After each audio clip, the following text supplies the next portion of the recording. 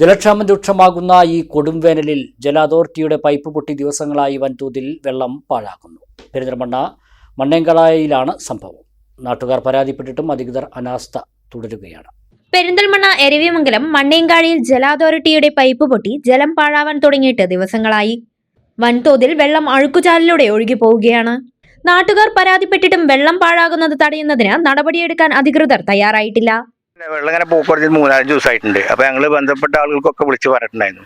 പക്ഷെ അവരൊക്കെ വരാമെന്നിങ്ങനെ പറയാമെന്നുള്ള ആരും ഇതുവരെ എത്തിയിട്ടില്ല. ഇവിടെയാണെന്ന് വെച്ചാൽ 10, 50, 100ഓളം വീടുകൾ, കോളനി വീടുണ്ട്. അവരൊക്കെ വെള്ളമില്ലായിട്ട് കിലോമീറ്ററോളം പോയിട്ടാണ് ഏറ്റിക്കൊണ്ടിരുന്നത്. അങ്ങനത്തെ സമയത്താണ് ഇവിടെ ഇത്രയും വെള്ളം ശക്തിയായിട്ട് വെള്ളം പോയിക്കൊണ്ടിരിക്കുന്നത്.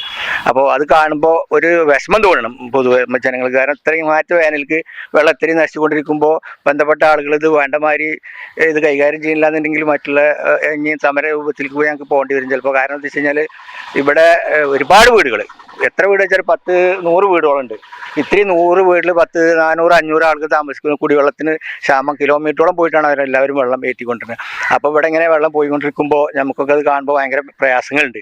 കൊടുംവേനലിൽ രൂക്ഷമായ കുടിവെള്ളക്ഷാമം നേരിടുമ്പോൾ പ്രദേശത്തെ 100 കണക്കിന് കുടുംബങ്ങൾക്ക് പ്രയോജനപ്പെടുന്ന ജലമാണ് പാഴായി പോകുന്നത്.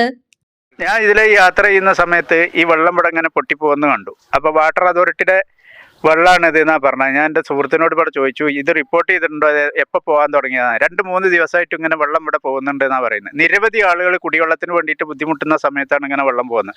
അപ്പോൾ ഞാൻ അറിയുന്ന 1-2 സുഹൃത്തുക്കളെ വിളിച്ച് വിവരം പറയുകയും ചെയ്തു. ഇതിനു മുമ്പും എല്ലാവരും ബന്ധപ്പെട്ട അധികൃതരോട് വിവരം പറഞ്ഞിട്ടുണ്ട് എന്നാണ് പറയുന്നത്. ഒരു നടപടി ഇതുവരെ എടുത്തിട്ടില്ല.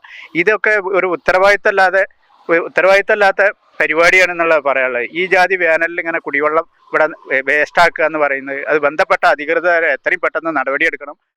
ചമഞ്ഞൊരുങ്ങാം ചമയത്തിനൊപ്പം.